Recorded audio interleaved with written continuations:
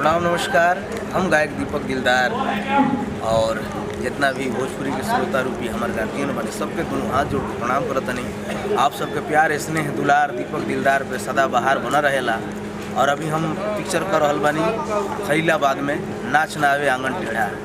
बहुत ही सुंदर कंसेप्ट बा और सुरभि माधव इंटरटेनमेंट के बैनर तले पिक्चर बन रहा बा, जेकर निर्देशक बानी सुनील माझी जी। बहुत ही अच्छा लागत है। हमारा छोटा भाई के राहुल इंटरटेनमेंट चैनल बा, आप सब सब्सक्राइब करब, ढेर सारा प्यार दुलार देहब। और हाँ, आप सबसे बता दी कि 2021 में एक से एक ज़बरदस्त गाना हमारे रिलीज होके वाला बा सब कंपनी से। तो आप सब सर कोई एक गाना सुना दीजिए।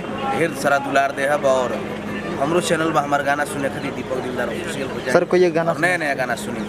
अभी एक गाना रिलीज भइल बा कि यही एज में भइलू इतना टोरेंड बॉयफ्रेंड कहीं रखले बारू का लागे लव कहीं करता सेंड बॉयफ्रेंड कहीं रखले बारू का।